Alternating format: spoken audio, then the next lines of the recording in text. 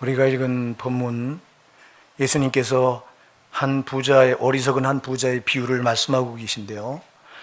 우리가 이 사복음서에 보면 예수님께서 비유로 말씀하시는 부분이 여러 군데 나옵니다. 나오는데 보면 왜 이 비유를 말씀하시냐니까, 비유를 말씀하실 때는 많은 사람을 경고하고 많은 사람의 잘못을 깨우치게 하기 위해서 그때는 비유를 들어서 이렇게 말씀하시는 경우가 많습니다. 오늘도 똑같습니다. 오늘도 어리석은 이 부자의 모습, 이렇게 살다가 망하는 사람들이 많다고 하는 것을 우리 예수님께서 우리 가르치기 위해서 이 어리석은 한 부자를 비유로 말씀하는데요.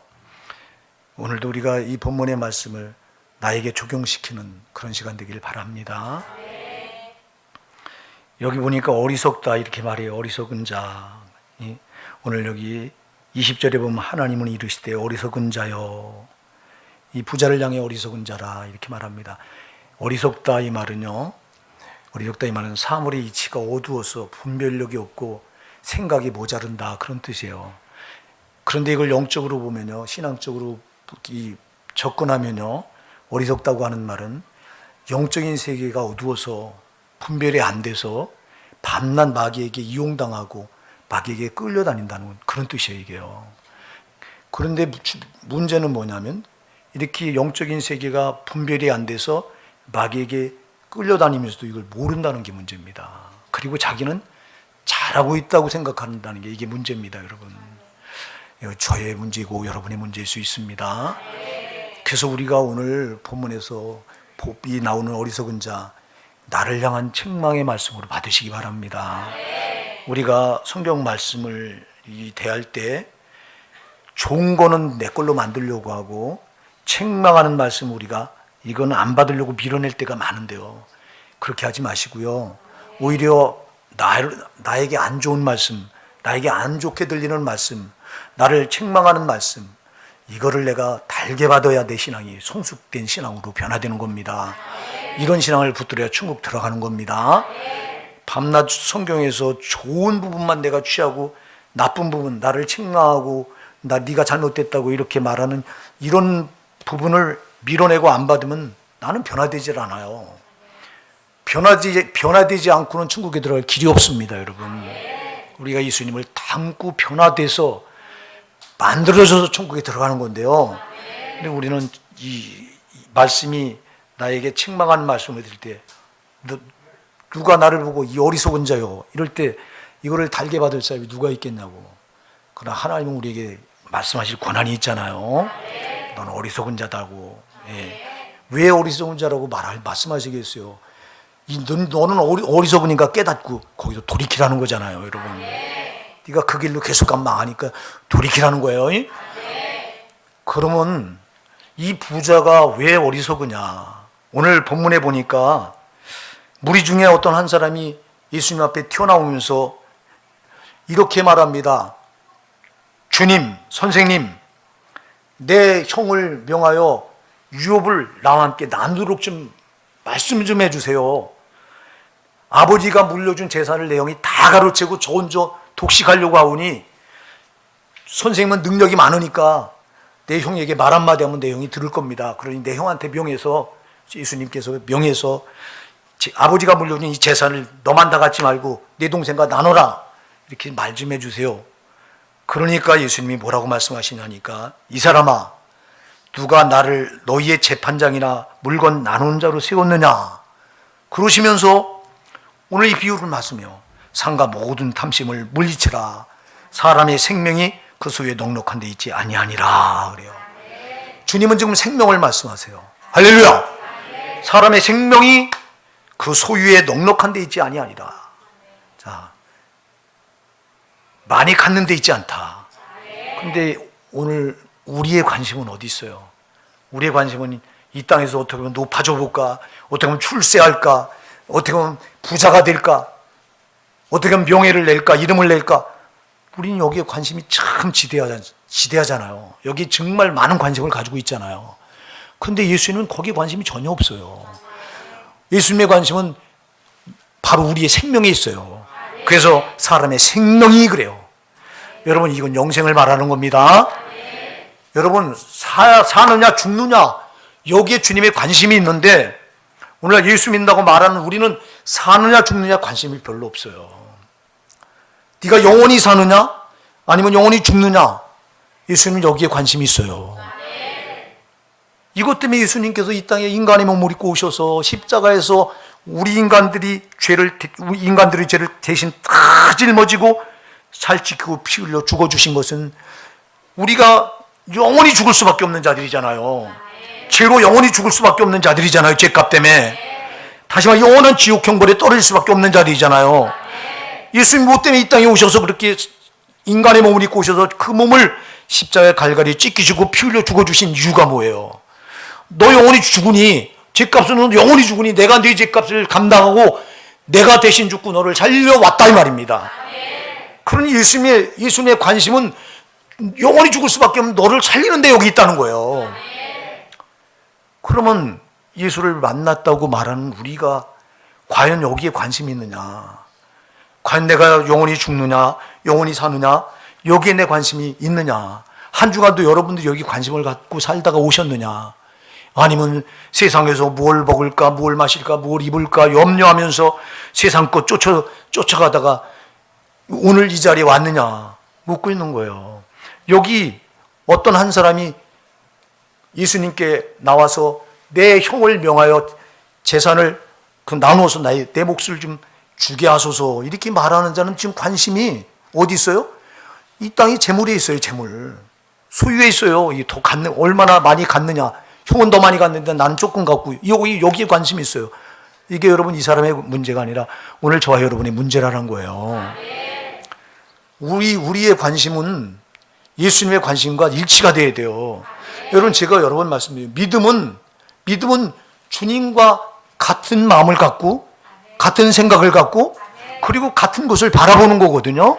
다시 말해서 주님과 일치가 돼야 이게 믿음인데 아니 주님은 관심이 네가 사느냐 죽느냐 네가 영원히 사느냐 죽느냐 생명에 관심이 있는데 이 사람은 지금 생명엔 전혀 관심이 없고 뭐에 관심이 있냐니까 이 땅에서 얼마나 더 갖느냐 못 갖느냐 여기 관심이 있어요. 이게 오늘 우리의 문제라는 거예요. 사랑하는 여러분 정말 우리의 관심은요 내가 영원히 사느냐 영원히 죽느냐 여기에 있어야 돼요. 여러분 정말 이게 지대한 우리 성도의 관심이어야 되는데 오늘날 과연 우리가 그러냐 지금 모든 교회들이 이렇게 지금 신앙생활 하느냐 묻는 거예요. 오늘 돌아보니까 그러지 못했잖아요. 정말 또 여전히 우린 세상이 살아가느라고 세상께 목을 매서 끌려다니다 왔잖아요.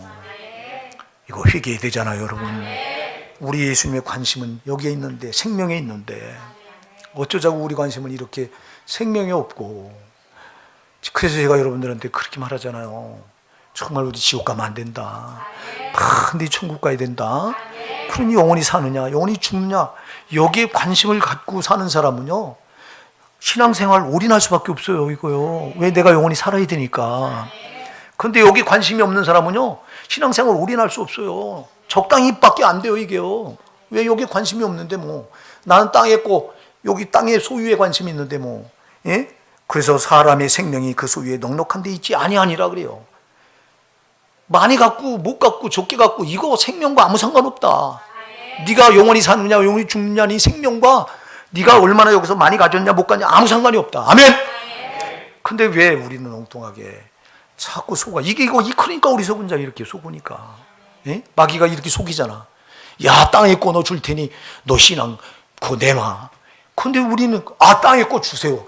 그리고 신앙은 포기하고 땅에 거 붙들고 이렇게 예수 이름을 부르면서 나는 성도라고 이렇게 말하고 오늘 이 자리에 왔으니 우리가 어리석은 자지 누가 어리석은 자예요 여러분. 마귀한테 이렇게 속아서 영적인 분별력이 없어서 까맣게 속고 이놈이 끌고 다니는데 끌려다니다가 죽는지도 모르고 우리가 저놈은 항상 마귀는 세상의 임금이기 때문에 세상 걸 우리 손에 쥐어주고 믿음 내놓으라는 거거든요. 절대 여러분 믿음 뺏기면 안 되는 거예요.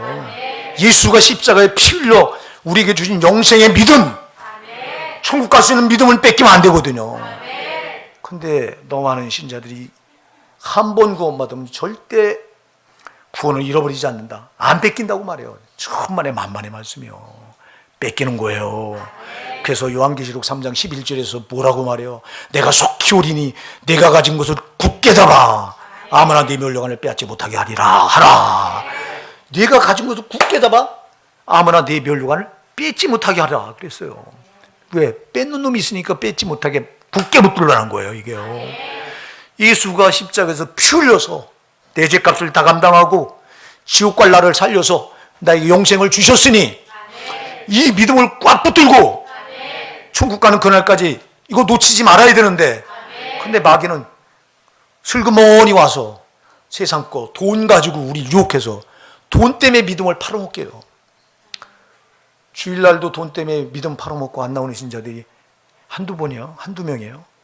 주일날 절대 일하면 안 되는데 새벽같이 일찍 일부 예배 가서 일부 예배 드리고 가서는 그리운 가게 문 열고 장사하는데, 그러면서도 망하는지 모르는 신자들이 한둘입니까? 이게 이미 여러분 돈 때문에 지금 믿음을 팔아먹은 거거든요. 정신 차려야 되는 거거든요. 근데 우리 모릅니다. 이렇게 그래서 어리석은 자예요. 모르니까 모르고 까맣게 당하고 있는 거예요. 어디 가서 이게 깨달아지느냐? 심판 앞에 가서 깨닫는 거예요. 그때는 여러분 은혜가 닫혀진 때이기 때문에 심판대 앞에 서는 때는 우리가 육신을 벗고 바로 육신을 벗자마자 우리 영혼이 심판 앞에 딱 서는데, 이때는 은혜가 닫혀진 때이기 때문에 자비가 없습니다. 여러분 그때 깨달으면 늦습니다. 그래서 오늘 이 시간 말씀을 통해서 나에게 이렇게 들어올 때 이때 깨닫고 이때 고쳐야 되는 거예요. 이때 회개해야 되는 거예요. 돌이키셔야 되는 거라 이 말입니다. 근데 이렇게 어리석어. 우리가 이렇게 황 목사 너는 별다르냐? 저도 똑같아요. 여러분 제가 여러분 인간의 이 의는요 고기서 고기예요. 하나님 보실 때요 내가 암만 말씀 그대로 붙들고 살아도요 하나님 보실 때는 여러분 깍쟁이 불이나 촛불이나 똑같아요. 자, 여러분 깍쟁이 불이 등잔불인데요, 우리 어렸을 땐 전기가 없어서 등잔불 밤에 자고 나면요 코가 새까매요. 코끝이 끓음이 나서 이게 이 기름을, 그런 시대에 살았어요. 깍쟁이 불 키다가 어떤 때 촛불 한번 키잖아요. 얼마나 방이 환한지 몰라. 그래서 지금 제로 살고 말씀대로 못 산 사람들이 깍쟁이 불이라면 조금 낮게 살았다면 촛불 정도 되겠죠. 그러나 태양빛이 쫙 비치는 순간 촛불이나 깍쟁이 불이나 다 무용지물이라 이 말입니다. 그러니까 하나님 앞에서는 우리가 의의를 드러낼 수가 없습니다. 저도 똑같은 자입니다. 저도 어리석은 자입니다. 여러분 우리가 어리석음을 오늘 회개하셔야 돼요. 어리석음은 아까도 얘기했어요.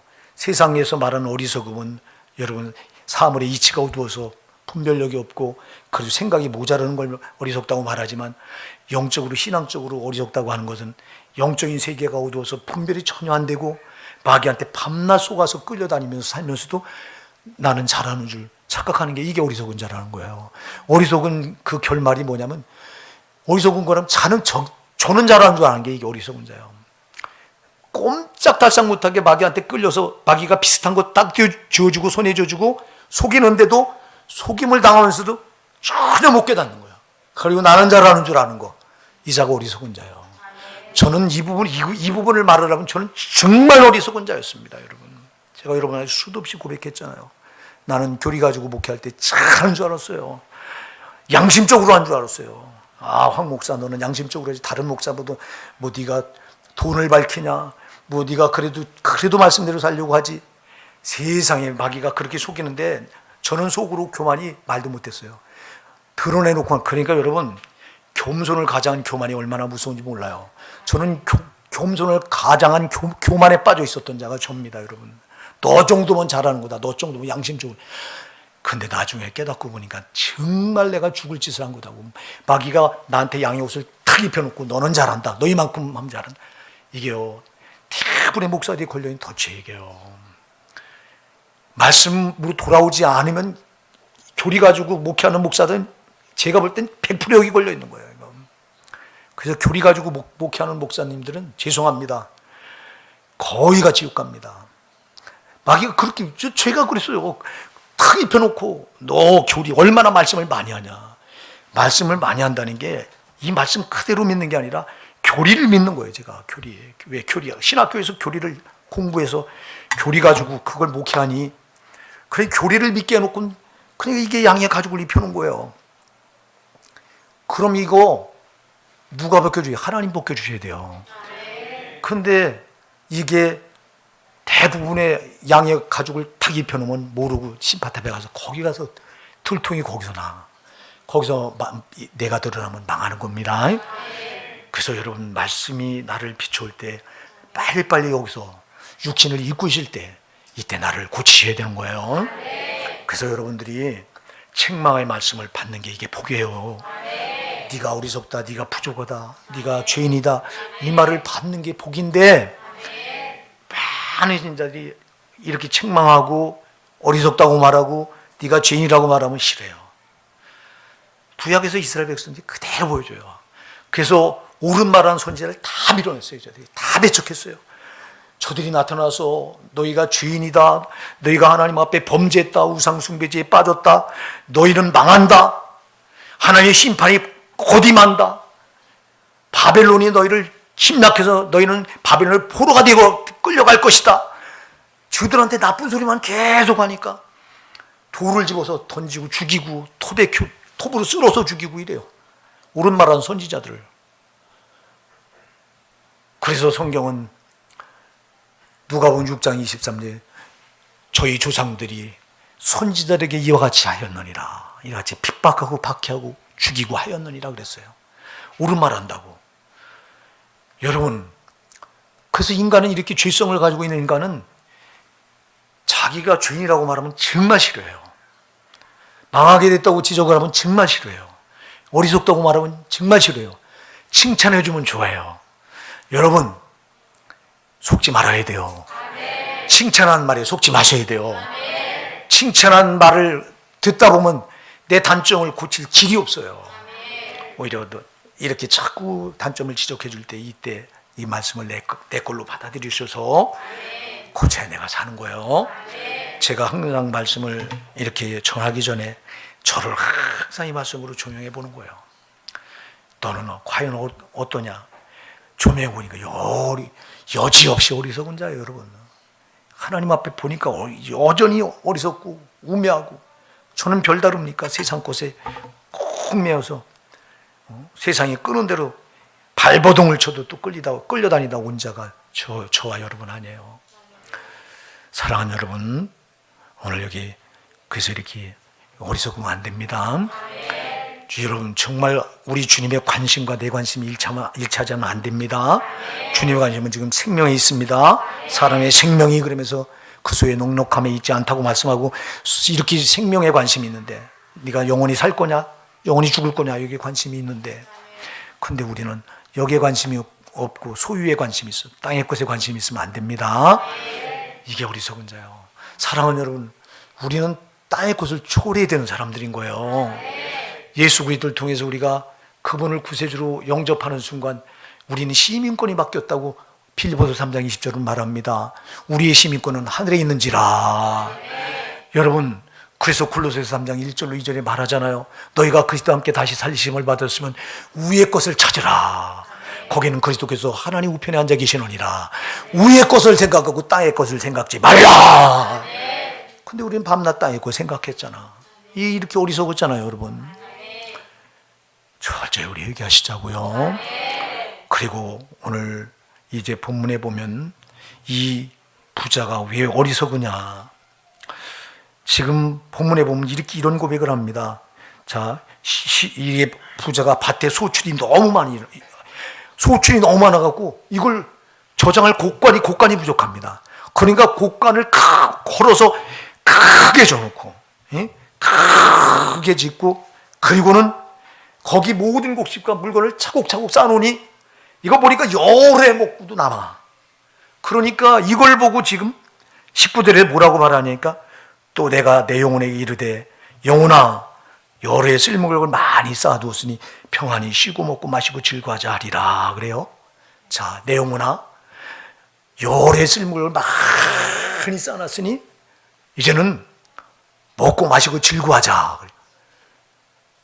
여러분 자기 영혼의 만족이 소유에 있다고 착각하고 있어요. 이게 지금 부자의 어리석음이에요. 여러분, 이 땅에서 많이 갖고 많이 쌓아야 영혼이 만족합니까? 거꾸로 말하는 거예요, 여러분. 여러분, 이 땅에서 오히려 많이 가진 사람들은 그 영혼이 피폐하게 돼 있습니다. 사랑하는 여러분, 자, 우리 한국교회만 예를 들어볼게요. 우리 한국교회가 처음에 복음이 들어왔을 때, 그래서 여러분, 처음에는 복음이 들어와서 많은 핍박을 통과하고, 그리고 한국교회가 60년대부터 시작을 해서 70년대 종점에 달아요. 막 부흥이 일어납니다. 70년, 80년대. 70년대, 80년대 부흥이요. 교회만 개척해놓으면 교회 가마떼기만 깔아놔도 거기가 꽉꽉 찼습니다. 이때 가난했던 때입니다. 이때는 굉장히 삶이 어려웠습니다. 삶이 어려우니까 이들이 지푸라기를 잡는 심정으로 하나님을 찾았습니다. 누가 전도하지 않아도 제 발로 찾아 들어왔습니다. 그때는. 그런데 지금은 이제 어때요? 자, 물질이 풍요로운 시대가 됐습니다. 먹고 살만한 시대가 됐습니다. 나는 우리 손자인 영광이 이스라엘 보면서 우리 집사람하고 가끔 얘기하면서 그래. 우리는 지옥 같은 시대에 태어났는데 얘들은 천국 시대에 태어나서 천국 시대를 살고 있다. 그렇잖아요, 여러분. 우리는 못 먹고 여러분 먹을 곳이 없어서 배를 고른 시대에 태어났습니다. 지금 전쟁 끝나고 바로 태어난 세대가 저 세대 1950년에 이 전쟁이 여러분 일어나서 끝나고 바로 태어난 세대가 저예요. 그러니 저 위 세대들은 더 말도 못해요. 우리 위 세대들은 피난 가느라고 그 엄마 손에 끌려서 그때 막 잊어버린 아이들 많잖아요. 이산 가족들이 그때 많이 생겨났다고요. 아이들이 막 피난길에 잃어버리고 그래서. 그래서 우리 세대는 정말 가난하고 못 먹고 밥 3끼만 쌀밥을 한번 먹어봤으면 소원이 없었던 세대가 우리 세대예요. 여러분, 쌀밥은 1년에 딱 한 번 구경해요. 언제 구경이냐? 추석 명절 때 구경해요. 구정 때는 또 구경도 못해요. 구정은 떡국 먹느라고. 그래서 딱 1년에 한 번, 그리고 밤낮 꽁보리밥 먹고요. 꽁보리밥이라도 3번, 하루에 3끼만 먹어도 원이 없겠더라고. 2끼 먹고, 1끼 먹고, 또 1끼는 고구마로 때우고, 감자로 때우고. 우리 세대가 그랬던 세대라. 근데 지금 태어난 세대는 어디 그래요? 우리 영광인 뻑하면, 제 엄마 아빠한테 그러잖아. 여기 커피 이디야 가자 그래요. 쫓겨난 것들이. 아니, 이디야를 왜 가? 지금 세대가 그래요, 여러분. 이렇게 풍요롭고 살만한 시대예요. 그럼 이 신앙은 어때요, 과연? 그럼 신앙도 풍요롭습니까? 지금 부흥성장 되고 있습니까? 정말 하나님을 사랑하는 여러분, 부흥이라고 하는 건 양적인 부흥도 중요하지만 중요하고 이 양적인 부흥보다 질적인 부흥이 중요합니다. 다시 말해, 여기 주님을 믿는 그 신앙의 그 감사, 감격, 감화가 여기 넘쳐났냐 이 말입니다. 그렇지 않잖아요. 물질이 풍요로워지니까 오히려 영혼은 피폐해지잖아요. 신앙은 지금 식어져 있잖아요. 여러분, 지금 부자는 거꾸로 생각해요. 열에 쓸 물건을 많이 쌓아놓고 이제 쌓아놨으니 이제는 영혼아 줄구하자 그래요. 거꾸로 생각. 이게 어리석은 죄예요. 여러분, 많이 가진 만큼, 여러분 물질이 풍요로운 만큼 신앙은, 영혼은 피폐하게 돼 있는 거예요. 곤고하게 돼 있는 거예요, 여러분. 이걸 모르는 거예요, 이거를. 그래서 우리 예수님께서도 누가복음 14장 33절에서요. 너희 중에 누구든지 자기의 모든 소유를 버리지 않으면 능히 내 제자가 되지 못하리라 그랬어요. 너희 중에 누구든지 자기 소유를 버리지 않으면 능히 내 제자가 되지 못하리라. 왜 그럴까요? 여러분, 가진 것만큼 주님을 바짝 못 따라오게 돼 있는 거예요, 여러분. 가진 게 주님과 우리의 담이 되는 거예요, 여러분. 그래서 부자를 향해서 부자가 천국 들어가기가 낙타가 바늘귀로 들어가는 것보다 어렵다고 말씀하신 이유가 그거예요. 갖는 만큼 가진 그것이 하나님과 나를 딱 갈르나. 여러분, 가진 게 없기 때문에 오히려 그냥 우리 주님을 부쫓아갈 수 있는 거예요, 바짝. 제가 아까도 우리 한국교회 얘기를 들었잖아요. 그때 다 어려울 때는 그냥 예수 믿는 게 걸림돌이 없는 거예요, 그냥. 어려우니까 그냥 뭐 붙잡아보자고 나와서 그분께만 매달리는데, 이것저것 이제 소유가 생기니까 그것 때문에 하나님께서 가까이 못 나가는 방해물이 되잖아요. 그래서 빌립보서 3장 7절에 바울 사도가 뭐라고 말해요? 그러나 내게 유익하던 모든 것을 내가 그리스도의 해로 여길 뿐더러 모든 것을 또한 모든 걸 해로 여기면 내 주 그리스도 예수를 아는 지식이 가장 고상하기 때문이다. 내가 그 후에 모든 것을 잃어버리고 배설물로 여기면 그리스도를 얻고 그 안에 말건되리 하미니. 내가 그렇게 애지중지 애끼던 이걸 버리는 이유는 그리스도를 얻기 위함이라는 거예요. 이걸 못 버리면 이걸 그리스도를 못 얻는다는 거예요, 여러분.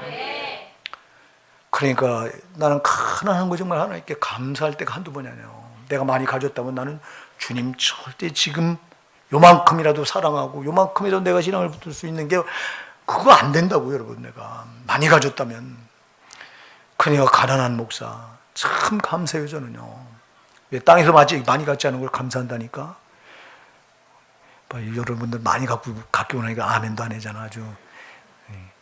그래요, 많이 가지세요. 많이 가지실 때 여러분에 쌓아놓지 마세요. 많이 가지시면 여러분, 이거는 하늘에 쌓아야 되는 거구나. 마태복음 6장 19절 20절 말씀해요. 주님이 너희를 위하여 보물을 땅에 쌓아두지 마라. 거기는 종과 동록이 해하며 도둑이 구멍을 뚫고 도둑질하느니라. 오직 너희를 위하여 보물을 하늘에 쌓으라. 거기는 좀이나 동록이 해하지 못하며 도둑이 구멍을 뚫지도 못하고 도둑질도 못하느니라. 사랑하는 여러분, 이 땅에 쌓아놓는 건 다 좀이 쓸고 동록이 해하고 다 썩어지고 도둑이 구멍을 뚫고 도둑질해가 다 새나가고 없다는 거예요. 다 쓸모없다는 거예요. 땅에 쌓아놓은 거 여러분께 되는 거 보셨어요? 많이 가졌다고 칩시다. 오늘 부자가 말합니다. 내 영혼아, 열에 쓸모를 걸 많이 쌓아놨으니 이제 마시고 먹고 즐거워하자 그래요. 그때 주님이 뭐라고 말해요? 20절에 하나님은 이르시되 어리석은 자여 오늘 밤에 내 영혼을 도로 찾으니 그러면 네 비한 것이 네 것이 되겠느냐. 여러분, 늦게 되겠어요. 시끌 열심히 일해서 그래야 아주 큰 아파트가 부자가 됐어. 근데 오늘 밤에 그 영혼이 죽어. 그런 거 우리 신명기사 가끔 보잖아요. 어떤 사람이 뼈 빠지게 일해서 새빵살이 하다가 뼈 빠지게 일해서 집 한 채 마련해 놓으니까 그날 밤에 죽네. 이런 거 우리가 신문기에서 봅니다, 여러분. 그게 누구 거예요? 제 거예요? 여러분, 이 땅에 내 거 하나도 없어요. 그래서 너희 보물을 하늘에 쌓으라는 거예요. 거기 쌓은 건 내 거예요. 그건 영원한 거예요, 여러분. 여러분이 가서 받을 영원한 상급이라 이 말입니다. 근데 이게 보여요? 안 보이잖아요. 여기서 땅에서 많이 갖는 걸 복이라고 말하잖아요. 기복설교를 할 목사님들 얼마나 많아요. 부자가 돼야 복입니다. 하나님 예수 믿으면 부자 돼야 됩니다, 이래요. 아이고, 거꾸로 말하고 있어요. 여러분, 예수 믿고 육신이 부자가 되면 안 돼요. 예수 믿고 영원히 부자가 돼야 돼요, 여러분. 그래서 오늘 21절에 자기를 위해 재물을 쌓아두고 하나님께 대해 부요치 못한 자가 이와 같으니라. 하나님께 부요해야 돼요, 여러분. 하나님께 인색하지 마셔야 돼요. 믿음의 인색하지 마시라 이 말입니다. 신앙엔 부자가 되라 이 말입니다. 여러분, 땅에 쌓아놓고 육신은 부자인데 신앙은 가난하면 지금 이 절 가리켜서 21절에서 어리석은 자라고 말하잖아요. 응? 자기를 위해 재물을 쌓아두고 하나님께 대해 부요치 못한 자가 이와 같이 어리석은 자라 그러잖아요. 이게 저와 여러분 모습일 수 있잖아요. 나는 헌금을 할 때 여러분들이 째째하게 할 때 참 마음이 언짢을 때가 한두 번이 아니에요. 여러분 목사도요, 째째하게 헌금하려고 한 적이 없어요, 정말. 더 없어서 더 못 드려서 아니지. 근데 여러분 팀 헌금 드릴 때 어떤 팀 4,000원, 5,000원, 3,000원 이렇게 드릴 때 속이 얼마나 상한지 몰라요. 하나님 거지처럼 생각합니다. 여러분, 하나님 거지도 1,000원을 안 줘요. 1,000원짜리 줬다가 제가 우리 교회 오는 여자 거지한테 얼마나 욕을 얻어먹는지 아세요? 목사님, 나를 뭘 보고 1,000원짜리를 주세요? 지금 어떤 시대인데 이 1,000원짜리를 주세요 이래요. 그때부터 제가 깜짝 놀래가지고 그때부터 3,000원씩 주기 시작했어요, 제가.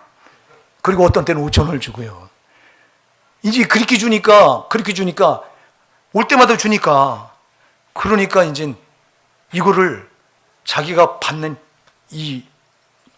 이거를 권리로 생각하더라고. 그래서 이제 마치 오기만 하면 당연히 막 끄는 걸 찾아오는 것처럼 생각하더라고. 야, 이게 또 무섭더라고요. 그러니까 막 목사를 막 부르는, 그냥 막 목사님 이렇게도 안 불러요. 목사, 어딨어? 목사 어딨어? 이렇게 부르고. 목사 나와! 돈 달라는 거예요, 나와서. 아유, 참. 여러분, 하나님도, 아니, 거지도 1,000원짜리 준다고 그렇게 따지고 덤벼들고. 그런데 우리가 어떻게 하나님께 째째하게, 하나님께 제발 인색하지 마세요, 여러분. 이게 어리석은 자예요. 하나님께는 여러분, 정말, 제가 헌금에 대해서 잘 설교를 안 하는데, 이 부자가 그랬잖아요. 하나님께 드릴 줄 모르고 저를 위해서 쌓아놓고 이렇게 하니까 주님이 지금 말씀하잖아요. 자기를 위해 재물을 쌓아두고 하나님께 대해 부요치 못한 자가 이같이 어리석은 자라고 말하잖아요. 사랑하는 여러분, 그래서 누가 정말 복 있는 사람이냐? 나한테는 인색하고요, 하나님께 부유하셔요. 우리 교회도 그런 분들이 여러 분 있어요. 자기를 위해서는 1년이 가도 옷 한 벌 제대로, 전 목사라 유심 보잖아요. 보면은 어떤 분들은 자기를 위해서 이렇게 옷 한 벌 안 사 입는데 하나님께 드리는 헌금은 정말 풍성하게 하더라고. 누가 시키지 않은데 구제헌금, 꼭 그냥 선경금, 감사헌금, 그리고 주님께 드리는 거는, 근데 그거는 보면 1년 12달 가도 그냥 입었던 옷 매일 입어. 이런 사람이 자기에 대해서는 인색하고 하나님께 부유한 자잖아요. 이런 사람은 어리석은 자 아니잖아요. 사람이 볼 땐 그래. 왜 그러냐고. 왜 집사님은 밤낮, 왜 권사님은 밤낮 그렇게 하냐고. 여러분, 영의 세계를 모르니까 그러죠. 영의 세계를 알아보세요. 영의 세계를 알면 나한테는 인색하고 하나님께 부유할 수밖에 없는 거예요. 나를 구원하신 그 주님의 은혜가 그게 가슴에, 여기서 여러분 살아 역동적으로 움직이면요, 그 하나님께 그렇게 하지 않고는 안 되는 거예요. 근데 이 은혜가 없으니까 하나님께 인색하고 자기에 대해서는 부유한 거예요. 이 자가 어리석은 자가 돼서 지옥 가는 거예요. 아멘. 우리가 정신을 바짝 차립시다. 정신 바짝 차리자고요. 이 부재의 어리석음은 또 왜 어리석은 자냐? 육신의 만족을 영혼의 만족으로 착각하고 있어요, 지금요. 육신이 만족한 것을 영혼의 만족으로 착각하고 있잖아요, 지금. 육신이 만족하면, 아까도 얘기했어요, 육신이 만족한 만큼 영혼은 만족할 수 없는 거예요, 여러분. 왜 그래요? 육신과 영혼은 언제나 반대되기 때문에 그래요. 그래서 갈라디아서 5장 17절에서는 영혼의 소욕은, 영혼은 육신의 소욕을 거스리고, 또 성령은 육신의 소욕을 거스리고, 또 육신의 소욕은 성령을 거스립니다. 다시 말해서 성령으로 거듭난 우리 영혼과 육신은 밤낮 반대가 돼요. 반대가.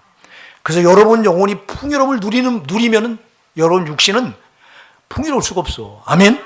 근데 또 반대로 여러분 육신이 풍요로우면 여러분 영혼은 절대 풍족할 수가 없어. 그래서 중세 시대의 수도사들이, 이들은 너무 하나님 말씀과 동떨어져서 육신을 고행을 했거든요. 왜 고행했냐? 육신을 고행하는 것만큼 영혼이 기쁨이 있다고 생각했어요. 맞아요. 그건 맞아요. 육신이 여러분 힘든 만큼 영혼은 만족함이 있어요. 근데 이들은 그걸 구원의 수단으로 삼았기 때문에 잘못됐던 거예요. 수도사들은. 구원은 그렇게 받는 게 아니잖아요. 구원은 막 오직 예수 그리스도를 믿음으로 받는 거잖아요. 그가 나를 위해서 십자가의 내죄를 담당하시고 죽으셨다, 나를 의롭다 하시고 부활하신 걸 믿는 거잖아요. 마틴 루터가 그도 수도사였어요. 그래서 그가 그렇게 그 비텐베르그 성당, 자기가 다닌 그 교회 성당을 100계단이 넘는 걸 무릎으로 겨울러 갔다 키웠는데 무릎은 다 까졌죠.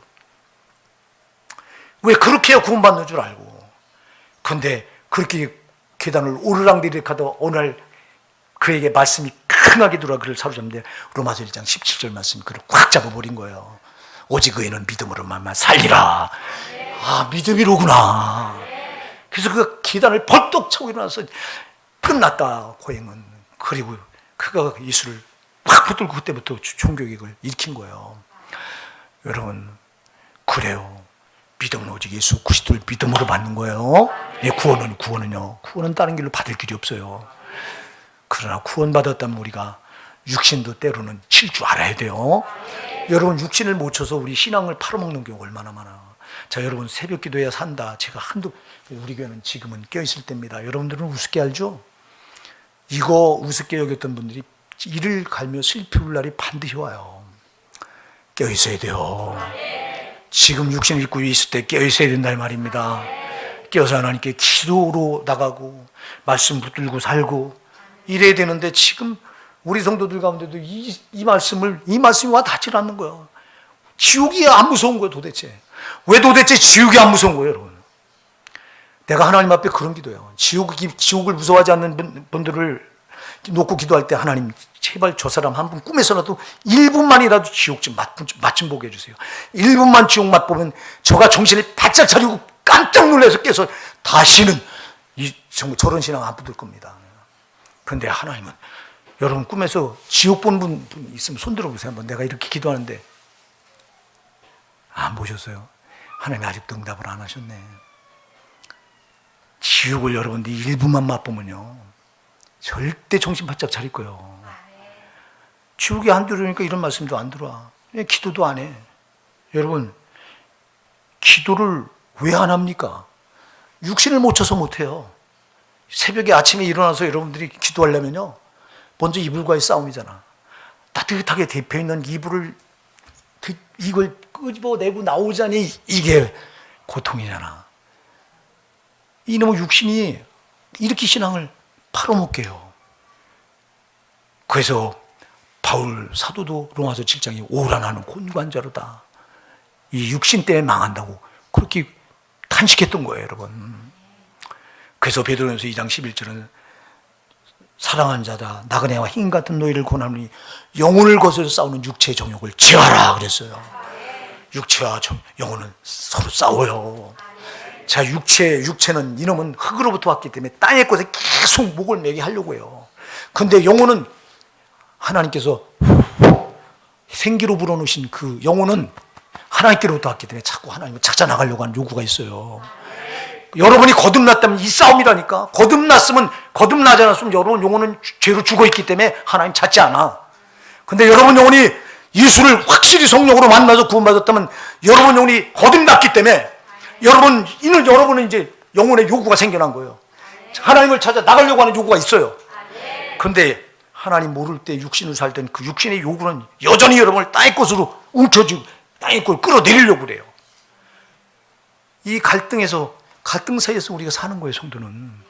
그렇기 때문에 여러분, 우리가 육신을 치지 않으면 우리는 어리석은 자가 되고 마는 거예요. 자기 육신이 지금 만족하다고 영혼이 만족한 줄 알고 있어요. 그래서 내 영혼아 그래요. 또 내가 내 영혼에게 이르되, 차라리 영혼이라는 소리를 하지 말지. 그냥 내 육신에게 이르되 이랬으면 참 좋을 텐데, 이 어리석은 부자가 육신이 만족한 걸 가지고 영혼이 만족한 걸로 착각을 하고 있어요. 육신이 만족하면 영혼은 피폐하고 영혼은 정말 더 어려워지는 건데 우리 속지 마십시다. 그래서 저는 마귀는 우리를 육신을 피곤하게 해놓고 신앙을 야곱야곱 뺏어가요. 제가 여러분들한테 얘기했잖아요. 여러분, 신앙은 어떤 시험거리가 있어서 시험에 빠지면요, 넘어져 있으면 이 신앙은 그 시험거리만 제거하면 다시 회복이 돼요. 근데 하루하루 속절없이 시간 앞에 은혜를 까먹은 사람들, 그래서 나중에 신앙의 모양만 남은 신자들은 회복이 안 돼. 왜? 마귀가 그렇게 만든 거예요. 하루하루 육신의 안락을 누리며 육신의 편안한 대로 살도록 그렇게 해놓고 영혼은 죽게 만든 거예요, 이게 서서히. 그런 여기 빠진 신자들이 한둘이 교회네? 속으면 안 돼요. 여러분, 육신의 만족과 영혼의 만족은 아무 관계가 없고요. 오히려 육신이 만족하면 영혼이 해로워요. 그래서 여러분들이 육신의 쾌락을 위해, 그래서 디모데전서 5장 6절은 향락을 좋아하는 자는 살았으나 죽었느니라 그랬어요. 제발 육신의 향락을 누리려고 하지 마시라 이 말입니다. 우리는 땅의 것을 누리려고 하는 사람들이나 땅의 잠시잠깐인 걸 누리려고 하는 사람들이 저 영원한 천국을 누리려고 하는 사람들이라고요. 이거를 찾고 잊어버리고 거꾸로 사니까 어리석은 자잖아. 사랑하는 여러분, 할 말이 정말 많아요. 근데 지금 시간이 다 갔어. 50분 설교 가지고도 안 돼요. 이게 지금 40분 지금 설교했는데요. 40분 가지고 이게 안 돼요. 지금 이거 빨리 회복돼서 우리 교회 부흥회 좀 했으면 좋겠어요. 시컷 쏟아놓게 그냥 막. 나는 여러분 살리고 싶은 것밖에 없어. 정말 저도 살고 여러분도 살아야 돼요, 여러분.